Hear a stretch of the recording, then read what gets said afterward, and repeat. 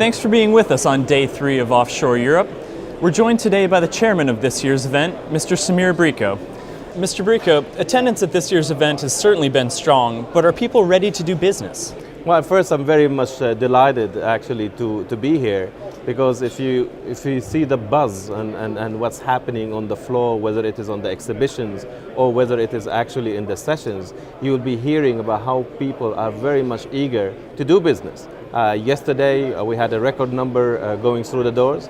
We ended the day with 14,500 compared to 12,000 from the last year. And if this continues through the week, I think people are very much ready for business.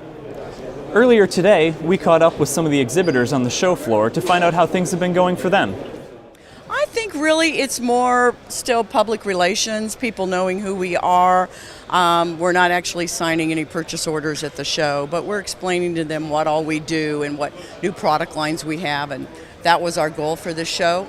We're very pleased. In a post-Maconda year, there's a fresh outlook, a renewed sense of dedication, and we feel that coming through in optimism of present and potential customers both.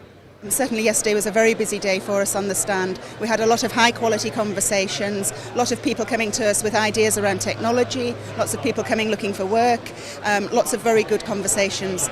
We try to bring this message of reliability and innovation to our customers, and I think you can see that it's really resonating with the industry right now.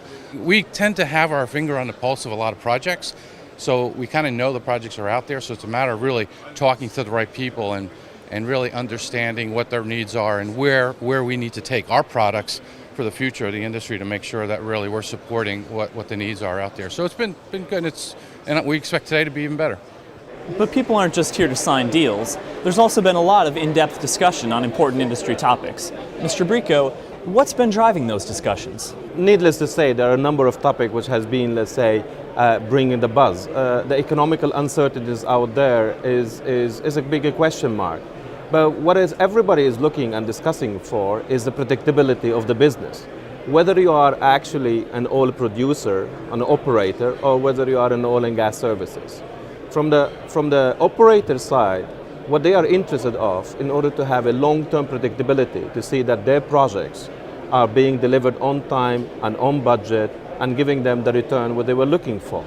From the E&C companies, what we are looking for is a long-term visibility, because this business is about people. And what we need to do is to plan for this ahead of time rather than reflecting to this, because otherwise we'll be moving from one bubble to another bubble in the industry. Besides his responsibilities with Offshore Europe, Mr. Brikho is the Chief Executive Officer of AMEC, an international engineering and project management company. Can you tell us a little bit about AMEC's global activities? So for your viewers who do not know so much about AMEC, AMEC today employs 27,000 employees around 40 countries in the world. Our main focus are in 4 markets, being the oil and gas activities, the metal and mineral, the clean power technologies, and the environment and infrastructure. Many people view the North Sea as a mature basin. What do you see as the future of industry in the North Sea and AMEC's activities there? There are different people, let's say, have different views on the North Sea. Mistakenly, some of them believe that we have reached sunset in the North Sea, but that is wrong. Activities in the North Sea continues to be very strong, and AMEC have a very good position in the North Sea with many of its major clients, being Shell, being BP, being BG, being Chevron, being ConocoPhillips, and being Apache. But the position which we have in the North Sea, it has not been a reflective one. It has been pre-anticipating about what's going to happen in the North Sea, gearing up our recruits. For instance, this year we have more than 2,000 new recruits in order to be able to deal with the current challenges and prepare ourselves for the future challenges in the North Sea. Earlier today, golfer Colin Montgomery came by Offshore Europe to announce a major donation from BG Group to the chairman's charity. Can you tell us a little bit more about that donation?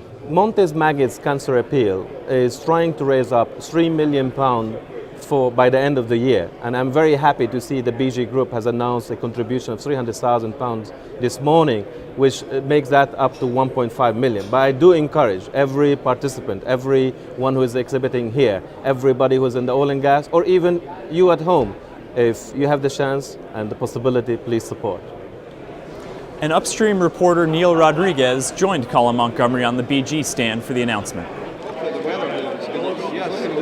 Another golf ball signed by legend Colin Montgomery, who drew a crowd when he brought the Ryder Cup to Offshore Europe.